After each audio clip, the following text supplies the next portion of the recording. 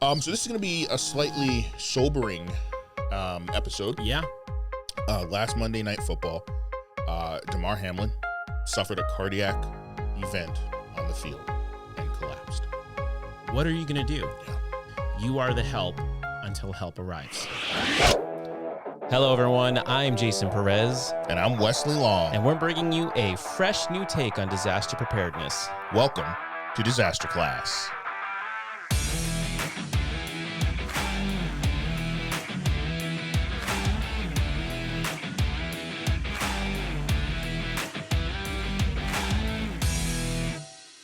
Hello.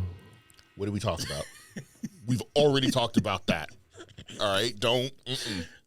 Nope, not like that. You don't. You know what? I'm going to let you do it today. Do what? The thing that I always do. No way. I'm giving you the privilege. Whoa. Yeah. I wish we were recording this. We are. Oh. This is huge. This is a big day for Wesley Long. This is a big day. This is a big day. I'm gonna take my time doing this because I want to make it a good one. Ooh, okay. And in case we use this footage, because I think it's gonna be great blooper footage. Blooper. This is real life. This is real life. Yeah. I usually, we have to be able to sync our audio with our videos. So You have to give the explanation. Clap. You almost had to do it anyway. And I usually do it. Wesley always makes fun of me for doing it, but I'm going to let you take the privilege today of doing the clap. Here's my question of how to execute this clap. I've never really watched you do it. Like, do I go over the stand? Because that's not going to be a real good... Oh, okay. I think you want to be by the mic, in front of the microphone, because it has to pick up. It has to pick up the sound, and then you want the camera to see it, so you can. It's a visual. There's so much that goes into this. It's not just clapping your hands, Wesley. Wow, I didn't realize. Okay, hold on. Totally keeping this in the recording. There we go. There we go. That's my clap. The audio is now synced. Now we're synced. All sunk. All right, everybody, welcome back to Disaster Class. I am Wesley Long. And I am Jason Perez. And Wesley, yeah, class is in session. Beautiful, beautiful. Appreciate that. So this is going to be a slightly sobering episode. Yeah, real life. This is real life because life happens and things happen, and we help to provide some commentary on that through the lens of the everyday people. So first and foremost, we're going to take this opportunity through this episode to discuss and kind of launch Instinct Ready's Preparedness Starts at Home initiative, because that's something that we believe in dearly. We feel it's very, very important. And through that Preparedness Starts at Home initiative, our goal is to continually create what we call capable citizens. Yeah. And essentially what that means, increasing citizen capability, creating capable citizens, is these are people, everyday people that we are taking the chance to, the opportunity to educate and prepare and equip for an emergency. Now, the reason why is, according to one study that was done by the National Institute of Health back in 2017, the average ambulance response time was about 8 minutes. Yeah. 8 minutes. Yep. So that's from the time that you call 911 to the time that help arrives. Yep. Now, and that's before COVID. And that was the study was done in 2017, well before COVID, well before all the staffing shortages. So I don't know what it is now, but pre-COVID, 8 minutes. Now, there's a national campaign also done by FEMA, which I think is a great slogan, and it's one that we're going to continue using, is that you are the help until help arrives. Correct. So in that 8 minutes, what are you going to do? Yeah. And so our goal at Instinct Ready is to create what we're calling capable citizens, giving you the tools, the education, the resources that you need to be able to act in those time before help arrives so that we can have better outcomes. Right. And the reason is because, as we said, life happens. Life happens. Part of what we're discussing now, last Monday Night Football, Bills versus Bengals at 8:55 around that time, Damar Hamlin suffered a cardiac event on the field and collapsed. Yeah. Right. Everyone's been talking about it. Right on national television. That's it. They were rolling live. This is what happened. Almost everyone is familiar with this situation. Now, Lot of positives to take away from this. Huge. A lot of positives, right? According to reports, within 10 seconds, Bill's trainers and physicians were treating him. Awesome. That's exactly how it's designed, right? That's very, very important. An ambulance was on the field in less than 5 minutes, according to game footage, right? So again, when we just give you the national response times and the averages, 8 minutes, they had help. You're the help until help arrives. Like literally within 10 seconds, if this report is accurate, there was help administering. Yeah. Professional help being administered to him. Huge. That's great Yeah. for response and recovery on the back end. He was given CPR before taken to the hospital. And that was according to the ESPN broadcast in real time. They were talking about it. And from the reports, they actually resuscitated him on the field. Correct. Which is amazing. Correct. So what we're going to do now is we're going to take a few minutes to discuss that situation and the positive takeaways, Jason. Yeah. So we look at the actual event, so we see, and maybe we can throw in a clip of the footage, but we saw him on the field, right? He it sounded like he took a shoulder to the chest. Yep. He fell down, got back up, and then immediately collapsed. Right. So now what the preliminary reports are saying and doctors are saying this was likely what was called a commotio cordis event. Now, essentially what this is, if you take a hit to the chest, it's actually sending a wave of electricity. Right. Now, if this happens at the exact It's not about the strength of the blow. It's about the timing. It's the timing. If that blow happens during a specific phase of the cardiac cycle, it can throw off the cardiac rhythm. Correct. And cause what will happen in cardiac and send them into cardiac arrest. So now if we look at this is literally a best case scenario because you had help right there. You had trained personnel within arm's reach to be able to go step in. But you also had a young, healthy, professional athlete. Correct. Right? Literally, this is the best case scenario. Yeah, he's in all the way around. Excellent physical shape. Correct. Like he's got very peak well health. disciplined. All that peak health, absolutely. Yeah. So not only was he in peak health, but also you had now trained personnel right there to be able to do something. So as we saw, they started CPR. They got the ambulance in there quick. Yep. Early access to defibrillation. Huge. All this stuff. Right. And they got him. They resuscitated him on the field. Yep. And that's huge, right? So we talk about that, right? So we're both in EMS. We deal with this type of situation very often. And it's factual. It's evidence-based that early CPR and early defibrillation are proven to double or triple the chances of survival after a cardiac event, right? So it's not just the survival, though, that we want to get discussing, because survival is a very simple concept, right? And it can relative. be black and white. That's what I was going to say. So you can be alive, but then we want to talk about quality of life, right? Because brain cells begin to die after just 4 minutes of being deprived of oxygen, right? And then again, survival decreases by 10% every minute CPR is withheld. Yeah. So that time is so important, not necessarily just for life functions, but for quality of life. And by quality of life, what we mean is cognitive impairment, right? Cognitive and neurological impairment. That's what we're talking about here. Yeah. You know what I mean? Yeah, because the reality is okay, if CPR is delayed, they're not saying it's impossible. There is a chance when EMS gets there 8 minutes later that we could get them back. There's a chance of that. It could happen. But that's why we come, and that's why we come lights and sirens. If we get them back and CPR has been withheld, now there's a greater chance and likelihood of permanent neurological damage, which, like you said, can affect the cognitive functions, neurological. There may be serious neurological deficits as a result of that gap. Right. And so that's why this, like Wesley's saying, that early CPR, early defibrillation is so important. Yeah. And it's important that everybody know this skill, because for me, as a responder in the field, the saves that I've experienced, like the good ones, has usually been because somebody has done something before we got there. Someone took the time to do something in those first minutes, because that's where it's really crucial. That's where it's super crucial. So we're going to talk a little bit about, because this is on the minds of a lot of people because it just happened.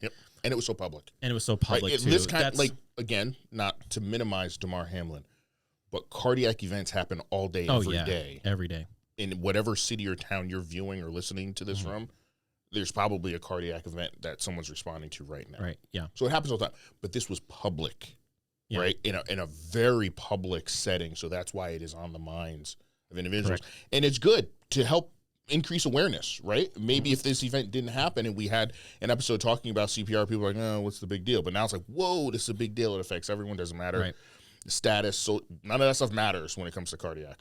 Right. Yeah. And I always like to put it this way, right? Okay, maybe you have no interest in being in healthcare. You have no interest in doing any of these skills.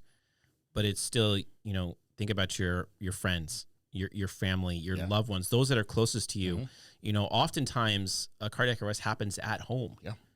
So if it's a friend or your family, don't you want to give them the best possible chance of survival? Right. Of course. Of course you do. And so that's why I feel everybody should know the skill. Everyone has somebody close to them that they would want to help in that situation. Take the time, learn the skills. And so we thought we would actually do that for you today. Yeah. We're going to teach you how to do high quality, hands-only CPR. Yeah. As you know, Wesley, I am a CPR instructor. So just had a class the other day. So we're going to run through the steps. And if you're listening to this video, just the audio version, go back, watch the YouTube, because we're actually going to I got my dummies here, and we're actually going to demonstrate. I'm sorry, why'd you look at me when you said that? Sorry, and I didn't say dummy. You did say plural, which is interesting. I'm not going to tell them that the dummy's name is Wesley Jr. But you just did. Thanks for that. Darn microphones picking up everything. Oh, my goodness, this guy. All right, so we're going to run through the steps of high-quality, hands-only CPR.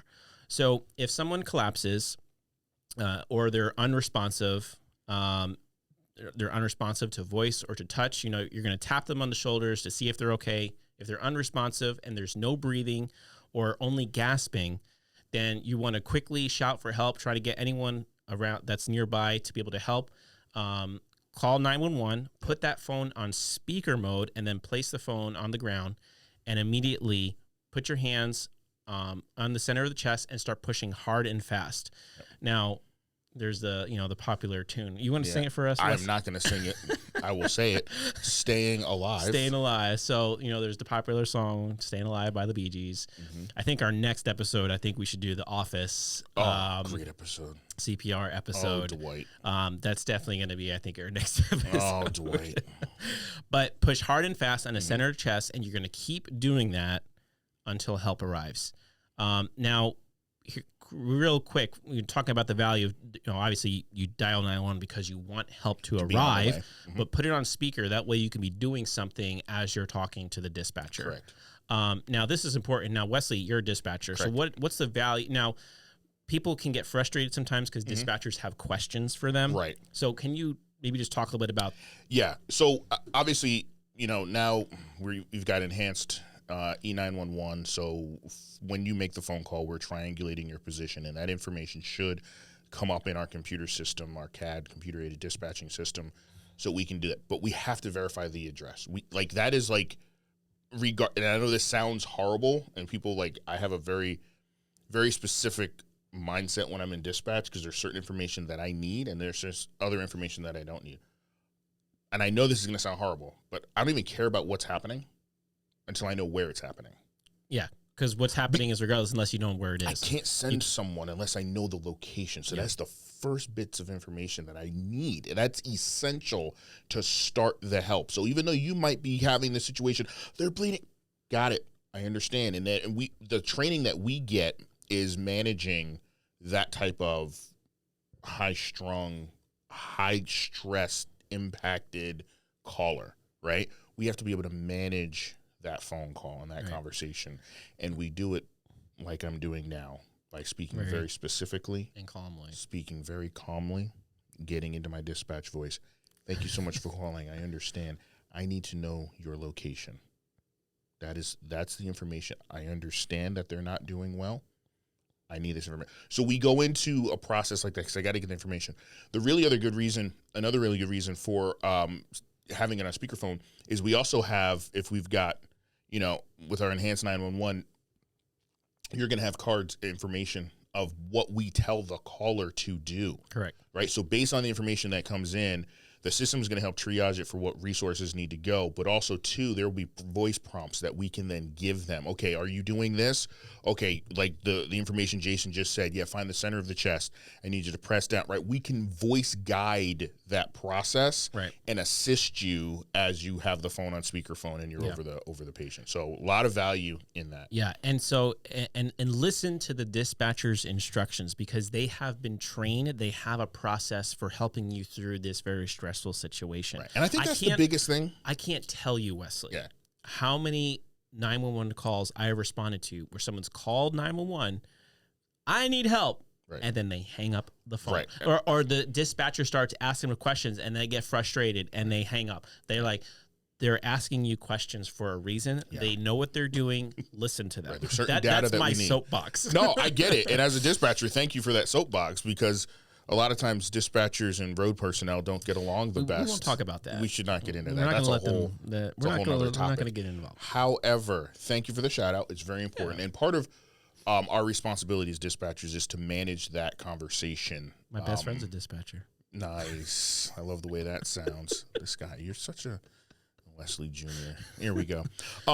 It's important for us to be able to manage that conversation because we know that the individual who's calling us, chances are this is the first time in their life they've called 911. First time in their life they've dealt with such a high-stress situation. We don't expect them to know exactly what to do, right? That's not the expectation. You call us with the expectation we know what to do because that's our job and that's our training, and we do this 24/7, right? So we are used to these types of situations, and we know how to get the information that we need, and we know how to assist you in the way that we can while our responders are showing up at your door. Yeah. All right, everyone. So we're going to pause real quick for this week's sponsors. When you need an emergency plan, you need Doberman Emergency Management. Whether you are buying a home and want to know about your local hazards, or you are a professional needing additional support, Doberman Emergency Management can help. Visit DobermanEMG.com today to learn more. Instinct Ready is here to help educate, prepare, and equip you for disasters. Everything from disaster preparedness education to quality survival products.